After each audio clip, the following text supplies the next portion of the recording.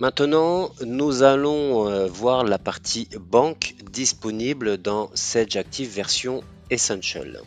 Je vais pouvoir, en cliquant sur banque, donc me connecter à mon compte bancaire ou mes comptes bancaires si j'en ai plusieurs.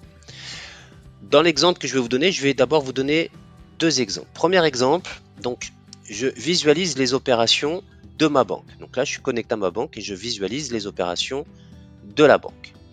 Ce que je vais faire, c'est que je vais indiquer la périodicité pour voir les opérations bancaires du mois de février. Une fois que j'ai fait ça, donc s'affiche sur la gauche la liste des opérations bancaires. Première des choses que je vais faire, premier exemple, c'est que je vais sélectionner ici donc une opération bancaire de 999,99 € et je vais rechercher parmi la liste des écritures disponible dans mon logiciel, donc ça veut dire que j'ai déjà saisi l'écriture de banque, je vais la rechercher.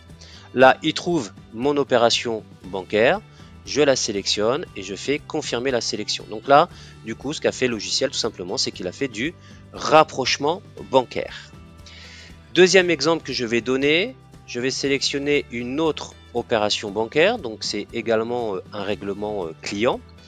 Donc là, je sais que cette opération, je ne l'ai pas saisie dans le logiciel. D'ailleurs, si je fais rechercher, le logiciel me trouve aucune écriture correspondante donc au montant en question. Ça veut dire que je n'ai pas saisi cette écriture de banque. Donc ce que je vais pouvoir faire, c'est que je vais indiquer ici à quel compte client ça correspond. Donc je vais indiquer le compte client en question. Je les sélectionne parmi la liste. Ensuite, il suffit de faire tabulation pour reprendre les informations du tiers. Et là, ce que je vais faire du coup, vu que l'écriture n'existe pas, je vais la créer. Donc, je fais créer une écriture. Et là, ce que va proposer le logiciel, vu qu'on va enregistrer une écriture donc d'un règlement client, il va afficher la liste des factures des clients en question. Donc là, parmi ma liste des factures de mon client, je vois la facture en question, donc de 125,55 €. J'ai plus qu'à faire confirmer. Et donc, ce que va faire le logiciel, tout simplement, c'est qu'il va créer l'écriture de règlement.